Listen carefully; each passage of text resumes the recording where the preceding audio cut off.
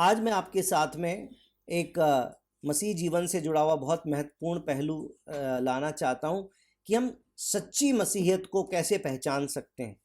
और इंग्लिश में तो मैंने इसको टाइटल दिया था कि the difference between the true Christian या true Christianity and the gullible Christian or even a fake Christian, false Christian, है ना। कि सच्ची मसीहियत और झूठी मसीहियत, या फिर सच्ची मसीहियत और अधूरी मसीहियत, या झूठी मसीहियत और बेईमान मसीहियत, या सच्ची मसीहियत और नकली मसीहियत में क्या अंतर है। इस बात को हम लोग सीखने की कोशिश करें, क्योंकि मैंने ये देखा है कि बहुत सारी चीज़ें उनकी शुरुआत बहुत अच्छी होती है और बहुत समय से इस बात को हम जानते हैं कि परमेश्वर ने बहुत सारा अनुग्रह अपने लोगों पे उड़ेला, जिसके कारण बहुत बड़ी बड़ी बेदारी की चीज़ें जो है वो लोगों के बीच में अलग अलग समय में हुई हैं।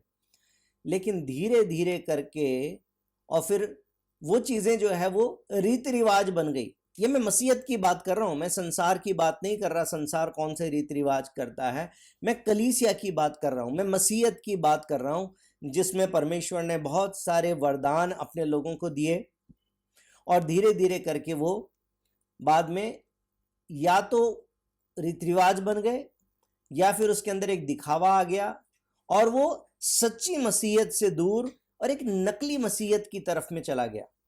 मैंने आपको बहुत पहले इस बात को बताया था, एक बार फिर से आपके सामने बोलना चाहता हूं कि जब तक एक व्यक्ति नोट की अच्छी पहचान नहीं जानता है तब तक उसको सच्चा नोट या असली नोट और नकली नोट एक जैसा ही दिखाई देता है। सही है ना, क्योंकि नकली नोट बनाने वाले भी बहुत मेहनत करते हैं। ऐसा नहीं कि नकली नोट जो है वो 100 रुपये का नोट बनाया उन्होंने और रंग जो है उन्होंने हरा डाल दिया कि पीला डाल दिया, ऐसा नहीं होगा।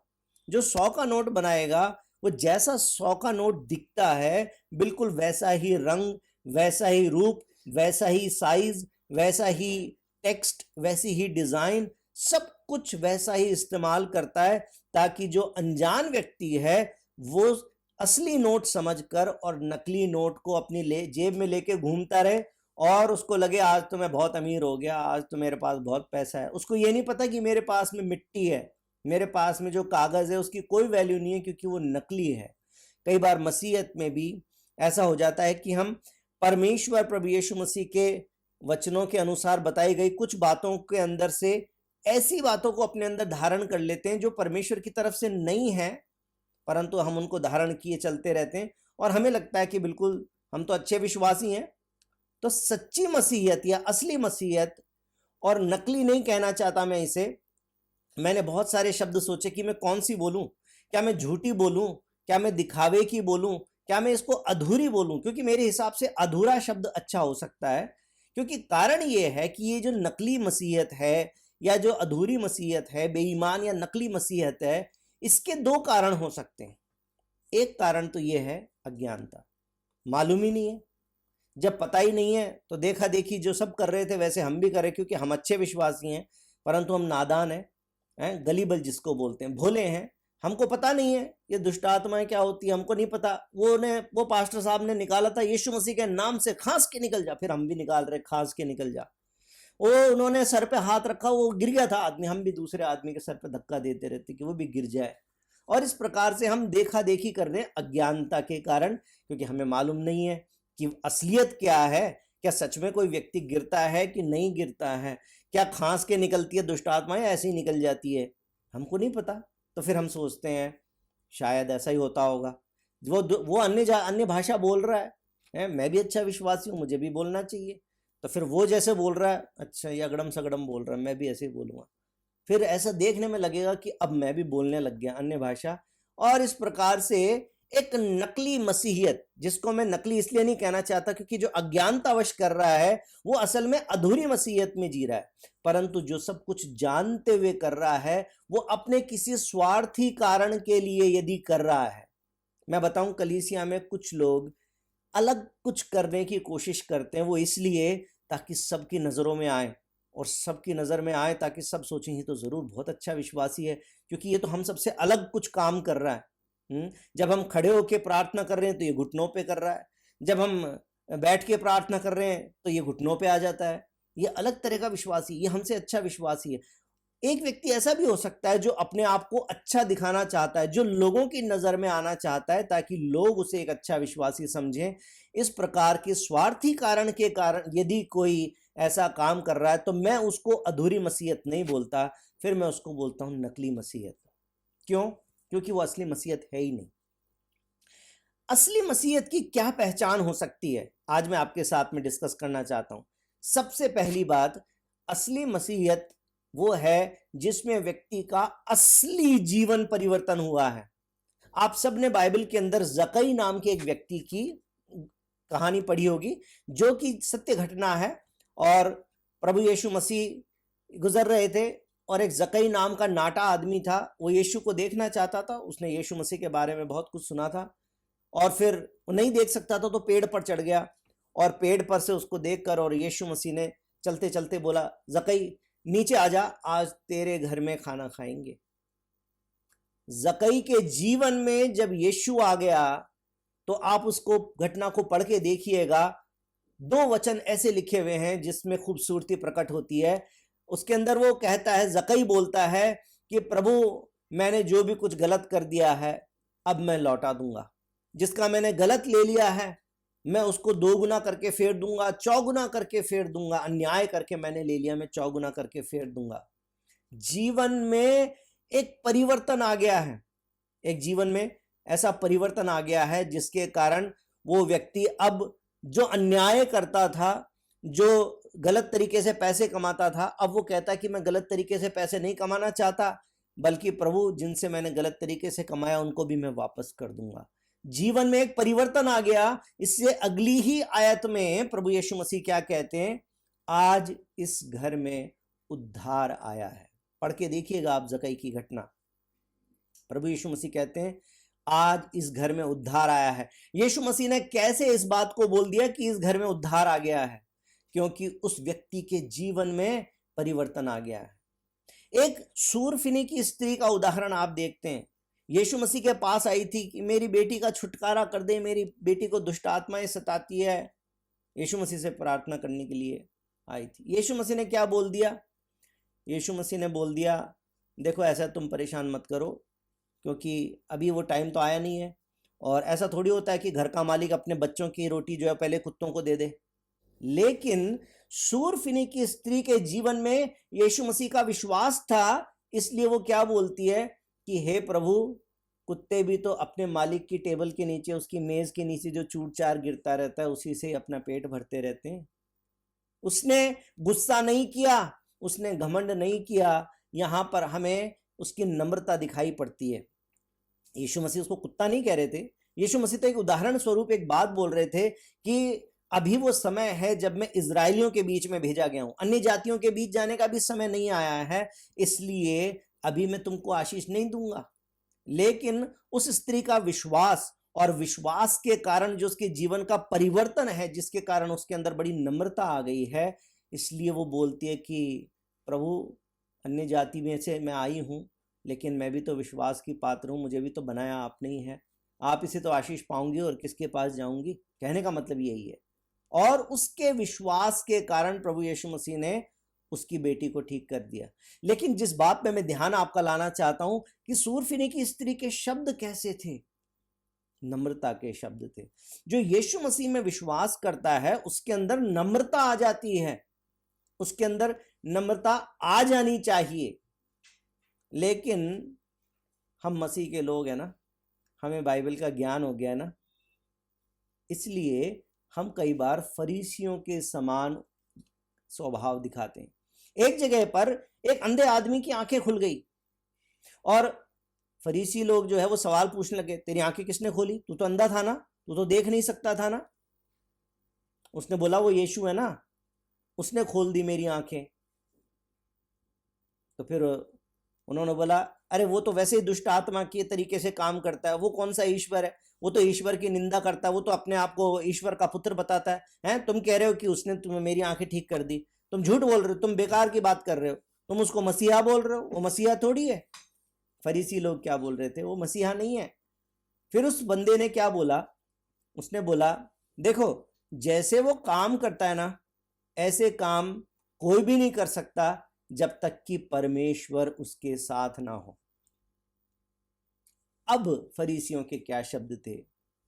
फरीसियों ने बोला, ए तू खुद तो पापी है, हमको ज्ञान दे रहा है क्या? पढ़ के देखिएगा बाइबल को। फरीसी लोग चिढ़ गए। क्यों? क्योंकि बाइबल का ज्ञान है ना, पुराने विश्वासी हैं, रीति रिवाज का पालन करने वाले हैं, संगति चलाने वाले हैं, संगति करने वाले हैं, लीड करने वाले हैं। बाइबल तुमसे ज्यादा आती है, तुम मेरे को सिखाओगे क्या?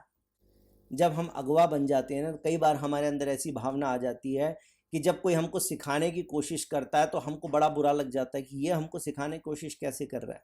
फरीसियों के समान शब्द नहीं होने चाहिए कि दूसरा जब हमें सिखाने की कोशिश करे हम बोले तू नया विश्वासी, तेरे को क्या पता है, तुझे ज्यादा बाइबल पता है क्या?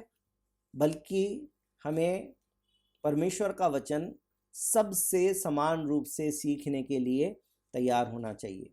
पहली पहचान कौन सी है? अगर असली मसीहियत में जीवन जी रहे हैं, अगर सच्ची मसीहियत में जीवन जी रहे हैं, तो असली जीवन परिवर्तन है। वो जीवन परिवर्तन नजर आएगा, सिर्फ मेरे मुंह के बोलने से नहीं होगा, बल्कि दूसरे लोग भी मेरे बारे में गवाही देना चाहिए। परमेश्वर सच्ची मसीहियत की पहचान इसको बोलता है कि जीवन में परिवर्तन आ गया है। जैसे जकई के जीवन में परिवर्तन आ गया, जैसे सूरफिनी की स्त्री का स्वभाव था, उस प्रकार का नम्रता का जीवन। वो व्यक्ति सच्ची मसीहियत में जीवन जी रहा है। सच्चा मसीही वो है जिसके स्वभाव में, जिसकी बोली में, जिसके लक्ष्य में, ध्येय में, जिसके नजरिए में पूर्ण रूप से बदलाव आ गया है। पहले नजरिया कुछ और था, लेकिन अब नजरिया मसीही का है। परमेश्वर के नजरिए से चीजों को देखता है, परमेश्वर के नजरिए से लोगों को देखता है। बाइबल में फिलिपियों की किताब 2 अध्याय 5वें वचन में लिखा है कि जैसा मसीह यीशु का स्वभाव था वैसा ही तुम्हारा भी हो। मेरी जगह यीशु मसीह होते तो क्या करते? ये आपको मुझको हर परिस्थिति में सोचना चाहिए। विशेष करके जहां पर हम कोई गैर कानूनी काम करते हैं, हम गैर सामाजिक काम करते हैं, हम गैर आत्मिक काम करते हैं, यानी कि समाज की दृष्टि में गलत हो, पड़ोसियों की दृष्टि में गलत हो, कानून की दृष्टि में गलत हो, या आत्मिक रीति से गलत हो। कई कई काम कानूनी रूप से ठीक हो सकते हैं, परंतु आत्मिक रूप से गलत हो सकते हैं। फिर हमें वेटेज किसको देना है? आत्मिक रूप से। चाहे समाज की दृष्टि में गलत हो, चाहे कानून की दृष्टि में गलत हो, चाहे परमेश्वर की दृष्टि में गलत हो, ऐसे किसी भी काम को यदि हम करते हैं, ऐसे किसी भी शब्द का यदि हम इस्तेमाल करते हैं, तो हमारे स्वभाव में अभी तक मसीहत नहीं है। कहीं ऐसा ना हो जेब में नकली नोट लेके घूम रहे हो। असली नोट तब है जब स्वभाव में, बोली में, ध्येय में, लक्ष्य में, नजरियों में परिवर्तन आ गया है। एक सच्चा मसीही व्यक्ति जब परमेश्वर के वचन को सुनता है तो क्यों सुनता है? रोमियो 10:17 में लिखा हुआ है कि विश्वास सुनने से और सुनना मसीह के वचन से। तो एक अच्छा और सच्चा मसीही जो है जब परमेश्वर के वचन को सुनता है तो इसलिए सुनता है कि उसको अपने जीवन में लागू करे। लेकिन एक नकली मसीही या फिर बेईमान मसीही या फिर एक अधूरा मसीही या फिर एक झूठा मसीही परमेश्वर के वचन को इसलिए सुनता है ताकि फिर उसको आगे पास कर सके, दूसरों को बता सके, दूसरों के ऊपर उस चीज के द्वारा रौब जमा सके। इसलिए नहीं सुनना परमेश्वर का वचन कि दूसरों का न्याय करे, इसलिए नहीं सुनना कि दूसरों पे रौब जमाए। इसलिए सुनता है एक सच्चा मसीही कि उसके अपने जीवन में उसको कमियां खोजनी है, अपने जीवन को ठीक करना है, अपने जीवन के उदाहरण को, अपने जीवन की गवाही को अच्छा करना है ताकि उसके द्वारा लोग परमेश्वर की महिमा कर सकें। एक सच्चा मसीही परमेश्वर के वचन को इसलिए नहीं सुनता कि सिर्फ आगे पास ऑन करे या उसका इस्तेमाल करे, बल्कि इसलिए सुनता है परमेश्वर के वचन को ताकि अपने जीवन को ठीक करे, अपने जीवन को परमेश्वर के योग्य बनाए। दूसरी बात, एक परमेश्वर का सच्चा मसीही जब अपनी कलीसिया में कंट्रीब्यूट करता है, अपनी कलीसिया में किसी भी प्रकार का योगदान कर सकता है, चाहे वो श्रम के द्वारा हो, चाहे वो प्रार्थना के द्वारा हो, चाहे वो वचन की सेवकाई के द्वारा हो, और चाहे वो धन के द्वारा हो। कलीसिया में एक सच्चा मसीही जब भी किसी भी प्रकार का कोई योगदान करता है तो वो सिर्फ इसलिए नहीं करता है क्योंकि ये प्रभु की आज्ञा है और अपनी ऑब्लिगेशन को पूरा करने के लिए नहीं करता है, बल्कि इसलिए करता है क्योंकि वो चाहता है कि परमेश्वर की कलीसिया बढ़े, वो चाहता है कि परमेश्वर का राज्य बढ़े। उसकी जो उम्मीद है, उसकी जो आशा है, उसका जो आनंद है वो इस बात में है कि मेरा ये योगदान कहीं ना कहीं कलीसिया की उन्नति के लिए है, ये परमेश्वर की महिमा के लिए है। अगर वो 10 रुपए भी देता है तो परमेश्वर की महिमा के लिए देता है, मुट्ठी भींच भींच के नहीं देता। सिर्फ ऑब्लिगेशन पूरी करनी है। परमेश्वर ने कहा है दशमांश भंडार में ले आओ, ब्रजेश भैया ने सिखाया था, इसलिए परमेश्वर ने कहा 10वां हिस्सा, तो गिन गिन के 10वां हिस्सा निकालते हैं, 10 से 11वां ना निकल जाए। ऑब्लिगेशन पूरी करने के लिए कर रहे हैं तो पुराने नियम के विश्वासी हैं, नए नियम के हिसाब से तो अधूरे विश्वासी हैं। असली विश्वासी, सच्ची मसीहत में चलने वाला सच्चा मसीही विश्वासी कलीसिया में किसी भी प्रकार का योगदान जब करता है तो वो कलीसिया की उन्नति के लिए करता है, अपने स्वार्थी कारणों के लिए नहीं करता कि ज्यादा पैसा खर्चा करूंगा तो लोग ज्यादा मुझे देखेंगे, ज्यादा मुझे अच्छा विश्वास समझेंगे, इतना समझेंगे अरे इतना दान करता है, दिखाने के लिए नहीं करता। प्रचार करता है तो इसलिए नहीं करता कि लोग सोचें कि मुझे लोग अच्छा प्रचारक समझेंगे, वो इसलिए करता है ताकि परमेश्वर की कलीसिया मजबूत हो, परमेश्वर की कलीसिया बढ़े और वो स्वयं भी उसी कलीसिया का भाग बना रहता है, उसके अंदर वो अपने आप को सजाए रखता है, एक देह के समान उसमें बना रहता है, अपनी भी इंपॉर्टेंस समझता है और दूसरे की भी इंपॉर्टेंस समझता है। वो सच्ची मसीहत है, वो सच्चा मसीह है, ये पहचान है। आप मेरे साथ में निकाल के देखिए, प्रेरितों के काम दूसरा अध्याय में आइए। प्रेरितों काम दूसरा अध्याय 2 से 4 लिखा है, एकाएक आकाश से बड़ी आंधी की सी सनसनाहट का शब्द हुआ और उससे सारा घर जहां बैठे थे गूंज गया और उन्हें आग की सी जीभें फटती हुई दिखाई दी और उनमें से हर एक पर आ ठहरी। वे सब पवित्र आत्मा से भर गए और जिस प्रकार आत्मा ने उन्हें बोलने की सामर्थ्य दी वे अन्य अन्य भाषा बोलने लगे।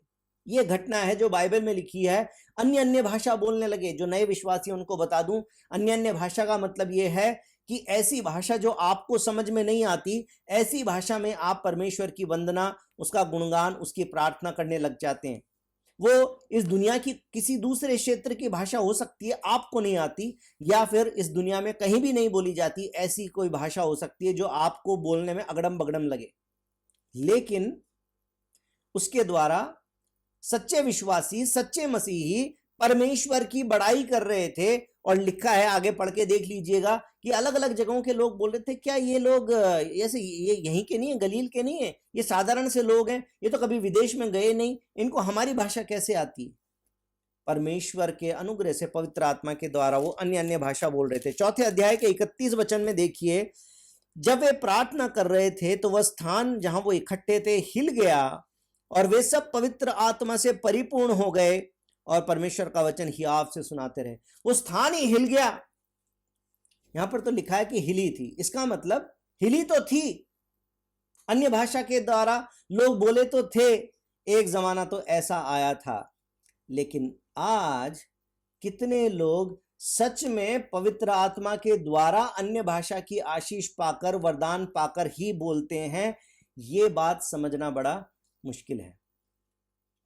और मैं आपको बता दूं कि बहुत सारे लोग अन्य भाषा कॉपी कर लेते हैं। चंगाई का दान वो तो नहीं कर सकते क्योंकि बीमार आया, चंगाई के लिए बोल दिया, चंगा नहीं हुआ, बेचारा आया था कुर्सी पे ही बैठ के गया व्हील चेयर में, तो नाक कट जाएगी, लोग समझ जाएंगे अच्छा विश्वासी नहीं है, वरदान की बातें ऐसे ही बोलता है, इसलिए चंगाई के वरदान की बात तो नहीं करेंगे हैं, और मुर्दे को जिंदा करने की बात तो नहीं करेंगे, लेकिन अन्य भाषा ही करेंगे क्योंकि अन्य भाषा को कोई जज नहीं कर सकता।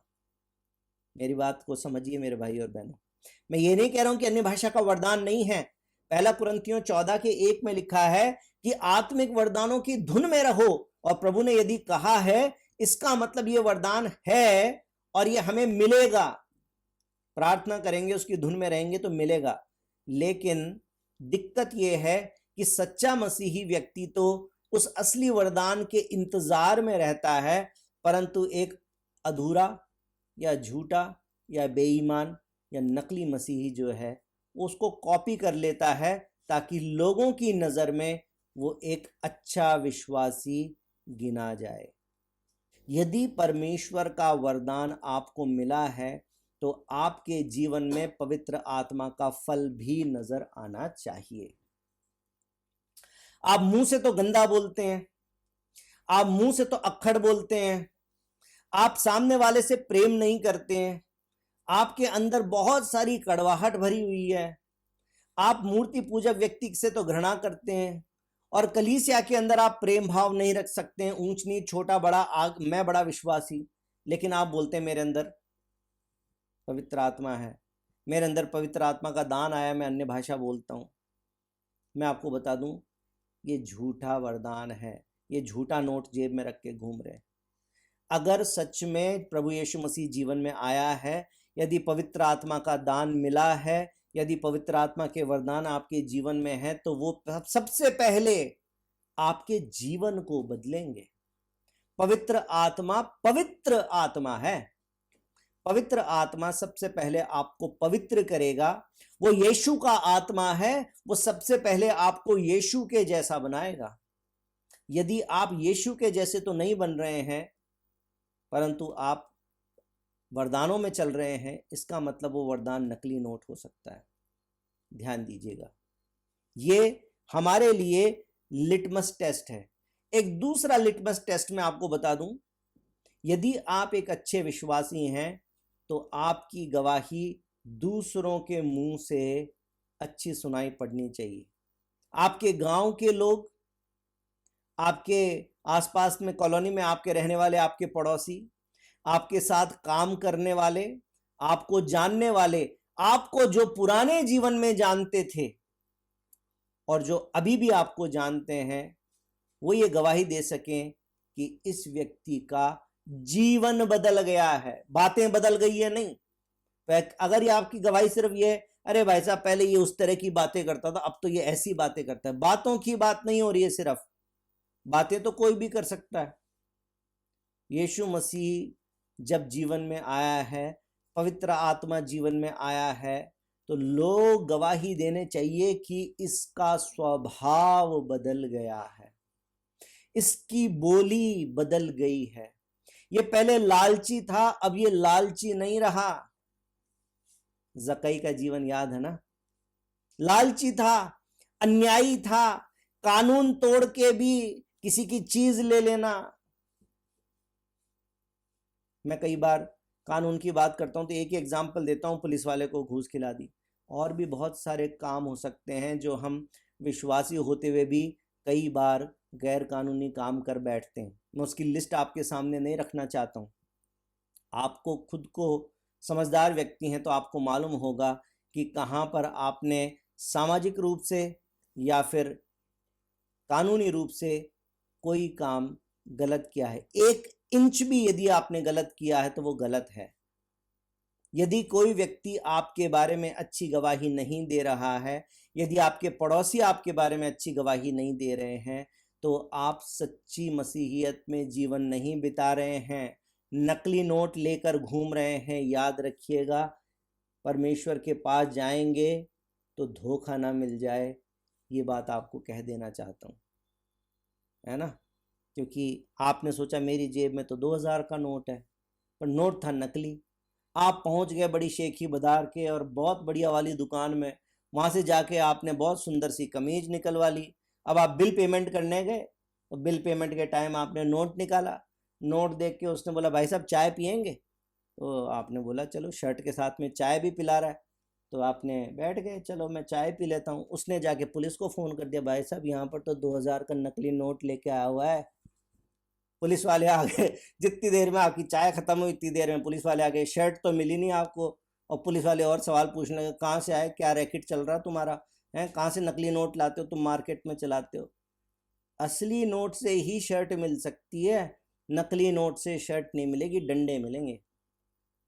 आत्मिक रीति से भी असली मसीहत में जीवन जिएंगे तो आशीष मिलेगी, अनंत जीवन मिलेगा। नहीं तो जिस दिन न्याय के दिन खड़े होंगे उस दिन पता चलेगा नकली नोट लेकर घूम रहे थे, मामला गड़बड़ हो गया है।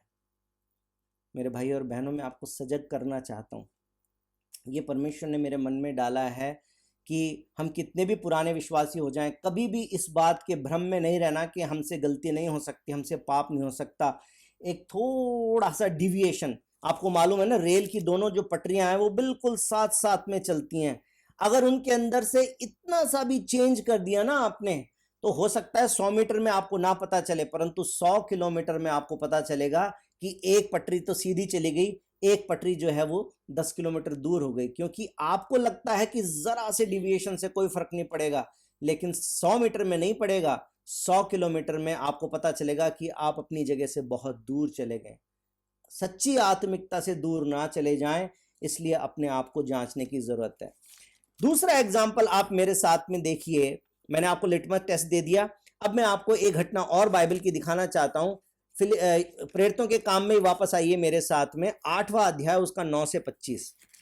यहां पर एक आदमी के बारे में लिखा है, शमौन नाम का एक मनुष्य था जो जादू टोना करके सामरिया के लोगों को चकित करता था, अपने आप को बड़ा पुरुष बताता था, छोटे से बड़े तक उसका सम्मान करते थे। यह मनुष्य परमेश्वर की वो शक्ति है जो महान कहलाती है। उसने बहुत दिनों तक उन्हें अपने जादू के कामों से चकित करके रखा, इसलिए कि वो उसको बहुत मानते थे। परंतु जब उन्होंने फिलिप्पुस का विश्वास किया तो परमेश्वर के राज्य यीशु के नाम का सुसमाचार सुनाता था, तो लोग, क्या स्त्री क्या पुरुष, सब बपतिस्मा लेने लग गए। तब शमौन ने स्वयं भी बपतिस्मा लिया। एक आदमी जो पहले जादू टोना करता था, है ना, याद कर लेना, एक आदमी जो पहले जादू टोना करता था और इस प्रकार के तांत्रिकों के बीच में रहता था, उसके बारे में लिखा है कि उसने भी बपतिस्मा ले लिया, स्वयं भी विश्वास किया, बपतिस्मा लेकर फिलिप्पुस के साथ रहने लगा। अब उसने देखा कि परमेश्वर फिलिप्पुस के द्वारा बड़े बड़े काम दिखाता है ना। जब उन्होंने प्रार्थना किया, लोग पवित्र आत्मा पा गए। उन्होंने हाथ रखा, लोग पवित्र आत्मा पा गए। तब 18 वचन में देखिए क्या लिखा है, जब शमौन ने देखा कि प्रेरितों के हाथ रखने से पवित्र आत्मा दिया जाता है, तो उनके पास रुपए लाकर कहा, यह अधिकार मुझे भी दे दे कि जिस किसी पर हाथ रखूं वो पवित्र आत्मा पाए। असली विश्वासी है, आपको लगता असली मसीहत में जी रहा था या नकली विश्वासी है? लिखा तो बाइबल में, स्वयं भी विश्वास किया था, बपतिस्मा भी लिया था, लेकिन जब विश्वास किया होगा तब सच में कर लिया होगा। लेकिन वो जो पुराना स्वभाव था ना, वो जादू टोना का स्वभाव, वो तांत्रिकता का स्वभाव, वो बाइबल में लिखा हुआ है कि उसके अंदर से गया नहीं। और एक समय आया जब उसको अपने पैसे की ताकत ज्यादा नजर आई, उसने सोचा कि ये वरदान भी मैं खरीद लूंगा, पवित्र आत्मा को खरीदने निकल गया था। आज भी ऐसे लोग हो सकते हैं, सावधान रहने की जरूरत है। बाइबल में परमेश्वर हमें हर चीज दिखा देती है। यदि आंखें खोल के देखेंगे तो आपको पता चलेगा कि ऐसे लोग आज भी हैं। यदि सावधान नहीं रहेंगे तो आप अपनी जेब में नकली नोट लेकर घूमते रहेंगे फिर। क्योंकि अगर इस व्यक्ति के पास में पवित्र आत्मा तो मिल नहीं सकता पैसे से, तो अब ये क्या करेगा? अगर इसके मन में पश्चाताप का भाव नहीं है और अगर ये नकली मसीहत की तरफ चला गया तो क्या करेगा? ये भी लोगों पर हाथ रखना शुरू कर देगा और लोगों को बोलेगा, तुमने पवित्र आत्मा पाया है, मुंह खोलो, खोलो मुंह, जो भी मुंह में आ रहा बोलो। और फिर लोग बोलेंगे, कुछ तो बोलेंगे, बोलेंगे ईडा बाबा, हाँ बिल्कुल सही है, और बोलते रहो बोलते रहो। और उसके बाद में ईबा काबा लीबा लाबा शाबा राबा सब कुछ शुरू हो जाएगा। बोलेगा, देखो तुमने पाया ना, मेरे से पाया ना। और उसके बाद में ये खुद भी नकली मसीहत में चलता रहेगा, दूसरे को भी नकली मसीहत में चलाता रहेगा, दोनों के पास में नकली नोट रखा रहेगा। बाद में पता चलेगा जब पुलिस आएगी, न्याय का दिन आएगा मेरे भाई और बहनों। नकली नोट के पीछे मत चले जाना। बाइबल के अंदर लिखा हुआ है, उसने पैसे से खरीदने की कोशिश की। एक और घटना प्रेरितों के काम 4 अध्याय के अंदर एक घटना है, 32 वचन से आगे। मैं अब कम शब्दों में आपको बता दूं कि लोग अपना सब कुछ बेच कर और प्रेरितों के सामने लाके रख रहे थे कि कलीसिया के लिए इस्तेमाल हो। मैंने कहा था, एक सच्चा मसीही परमेश्वर की कलीसिया में जब योगदान करता है तो कलीसिया की उन्नति के लिए करता है, अपने स्वार्थी कारणों से नहीं करता है। चाहे वो प्रचार करे, चाहे वो धन का योगदान करे, वो कोई भी करे। मैंने बीते दिनों में आपको धन के योगदान के विषय में कम से कम रोजड़ी में सिखाया था, मुझे याद है। मैं ज़्यादा प्रचार नहीं करता हूँ, लेकिन फिर भी मैं आपको बता देना चाहता हूँ कि परमेश्वर के यहाँ पर लोग थे जिन्होंने अपना सब कुछ बेच दिया और कलीसिया के अंदर बांट दिया ताकि कलीसिया एक साथ चल सके। वहां पर 36-37 वचन में लिखा है, यूसुफ नामक साइप्रस का एक लेवी था जिसका नाम प्रेरितों ने बरनबास रखा था। उसकी कुछ भूमि थी जिसे उसने बेचा और दाम के रुपए लाकर प्रेरितों के पांव पर रख दी। यह सच्चा मसीही है जिसने ऐसा किया। अब यहां पर मसीहियत में चलते रहे दो जने थे, पति पत्नी थे, हनन्याह और सफीरा। 5वें अध्याय के पहले वचन से लेकर उनके मन में क्या भाव आया कि हम भी ऐसा ही करेंगे जैसा यूसुफ नामक साइप्रस के लेवी ने किया। और लिखा है, हनन्याह नामक एक मनुष्य और उसकी पत्नी सफीरा ने भी कुछ भूमि बेची। सेम काम किया जो यूसुफ ने किया। और उसके आगे की घटना आपको मालूम है। आप बोलेंगे ब्रिजेश भाई क्यों मर गए वो दोनों? हनन्याह और सफीरा मर गए क्योंकि जमीन की जो बेचा हुआ पैसा था वो लाके और प्रेरितों के कदमों पे रखा, बोला यही था सारा, जबकि थोड़ा बहुत अपने लिए बचा के रख लिया। आप बोलेंगे गलत क्या है? तो इसमें सारी सैलरी थोड़ी चर्च में दे देंगे, सारी सैलरी थोड़ी प्रभु के लिए दे देंगे। मेरे भाई और बहनों, गलती उनकी ये नहीं थी, पाप उनका ये नहीं था कि उन्होंने 100% नहीं दिया। गलती आपकी भी नहीं है यदि आप 10% के ऊपर रुकेंगे। तो आप बोलेंगे कि दशमांश लिखा, हम तो दशमांश ही दे पाएंगे। परमेश्वर को इस बात से कोई फर्क नहीं पड़ता कि आप 10वांश देते हैं कि 20वांश देते हैं कि 50वांश देते हैं। आप अपनी आधी सैलरी प्रभु को दे देते हैं, इस बात से फर्क नहीं पड़ता। उनका पाप ये था कि दिखावे के लिए देखा देखी, ताकि जैसा उसने किया, जितना रिकॉग्निशन उसको मिला, जितनी पहचान उसको मिली, उतना ही लोग हमें भी सम्मान दें, हमको भी पहचाने कि हमने भी अपनी जमीन बेच के सारा पैसा प्रभु के कदमों में रख दिया। पाप 100% का नहीं है कि 100% नहीं दिया तो कोई बात नहीं। परमेश्वर के लोगों से अगर वो कहते कि देखो पतरस भैया, ऐसा है कि हमारे पास में ये ज़मीन बिकी तो इतने की थी, लेकिन 50% तो अब हमारी ज़रूरत है ना, तो इसलिए दाल रोटी चलाने के लिए 50% हमने रख लिया और 50% ये है प्रभु की सेवा के लिए। मैं सोचता हूँ हनन्याह और सफीरा नहीं मरते यदि वो ईमानदार होते। इसीलिए मैंने अलग अलग शब्दों का इस्तेमाल किया है कि सच्ची मसीहत या झूठी, अधूरी या नकली या बेईमान मसीहत, यहाँ पर उन्होंने बेईमानी की है, यहाँ पर उन्होंने दिखावा किया है, पाखंड किया है। यदि आप इस बात को दिखाते हैं कि आप कलीसिया के लिए 100% कमिटेड हैं, लेकिन आप हैं नहीं, इसका न्याय करने वाला परमेश्वर है। मैं आपको बता दूं, प्रेरितों के काम पहला अध्याय 8वें वचन के अंदर लिखा हुआ था, जब पवित्र आत्मा तुम पर आएगा तुम मेरे गवाह ठहरोगे।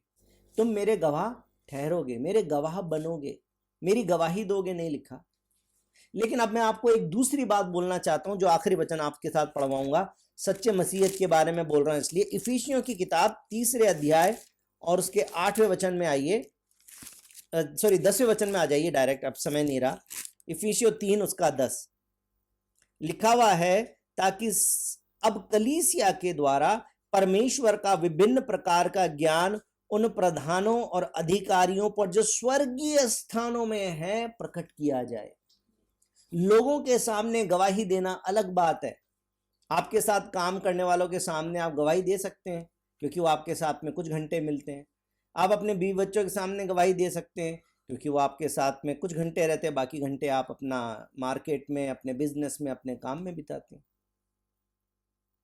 आप अपना कमरा जब बंद कर लेते हैं और कोई आपके कमरे में नहीं होता तो आपको अपनी गवाही की कोई चिंता नहीं होती। लेकिन इफिसियों 3:10 में लिखा है कि कलीसिया की एक और जिम्मेदारी है कि उन ताकतों के, उन अधिकारियों के सामने परमेश्वर की गवाही को, परमेश्वर की सच्चाई को, परमेश्वर की महिमा को अपने जीवन से प्रकट करना, जो स्वर्गीय स्थानों में है। कौन है? दुष्ट आत्माएं, शैतान, स्वर्गदूत, ये सारे के सारे जो है ये हेवनली रेल्म में है, स्पिरिचुअल रेल्म में है, उस आत्मिक संसार में है। उनके सामने अपनी गवाही को बनाए रखना। लोगों के सामने बनाना तो आसान है, हालांकि घर के अंदर बीवी के सामने गवाही बना के रखना मुश्किल है, क्योंकि बीवी को सब सच्चाई पता चल जाती है। बच्चों के सामने भी मुश्किल है, जब बच्चे समझदार हो जाते हैं तो उनको भी पता चलने लग जाता है कि कहाँ कहाँ पे कॉम्प्रोमाइज़ हो रहा है, कहाँ पे गलती हो रही है। परंतु इंसान अपने बच्चों के सामने, अपनी पत्नी के सामने भी एक अच्छा गवाही बना के रख सकता है, अपने एक साथ काम करने वालों के बीच में बना के रख सकता है। लेकिन अकेले में कैसा जीवन जीता है, ये भी आत्मिक संसार के कुछ लोग हैं जो देख रहे हैं। आपकी मेरी जिम्मेदारी सिर्फ लोगों के सामने गवाह बनने की नहीं है, बल्कि उस समय में जब कोई व्यक्ति हमको नहीं देख सकता, उस समय पर शैतान भी हमारी गवाही अच्छी दे, ये जरूरी है। आपको मालूम है, दी थी शैतान ने गवाही। अय्यूब के विषय में परमेश्वर ने पहले घमंड किया। अय्यूब की गवाही परमेश्वर ने बोला बहुत अच्छी है, पहले परमेश्वर ने की। आत्मिक संसार की बात हो रही है। उसके बाद शैतान ने भी गवाही दी। शैतान ने उसको तोड़ मरोड़ के बोला था। उसने बोला था, आपने तो उसके लिए सारा सुरक्षा का इंतजाम कर रखा, उसको आशीष दे रखी है, इसलिए वो धर्मी है। ये नहीं कहा कि वो अधर्मी है। उसके अंदर शैतान भी कोई कमी खोज नहीं पाया था, लेकिन उसने बोला आपने उसको सब कुछ दे रखा है, इसलिए वो धर्मी है। मेरे भाई और बहनों, आपके और मेरे बारे में आज यदि शैतान कोई गवाही देगा तो कैसी गवाही होगी? क्योंकि अभी तक तो हमारे कलीसिया के लोग हमारे बारे में अच्छी गवाही नहीं देते। शायद हमारे परिवार के लोगों के सामने हम अपनी गवाही को नहीं बना के रख पाते। हमारे गांव के लोग, हमारी कॉलोनी के लोग शायद हमारे बारे में अच्छी गवाही नहीं देते। स्वर्गीय स्थानों में रहने वाले आत्मिक संसार की बात क्या करें। इसलिए आज हमारे सामने एक तस्वीर है। मैंने आपको एक टेस्ट दे दिया है। अपनी गवाही लोगों के सामने, घर वालों के सामने, समाज के सामने और आत्मिक संसार में जितने भी हैं, चाहे वो दुष्ट आत्मा हो, चाहे शैतान हो, चाहे स्वर्गदूत हो, और चाहे स्वयं वो परमेश्वर जो आत्मिक संसार में है, हमारे बारे में एक अच्छी गवाही दे सके।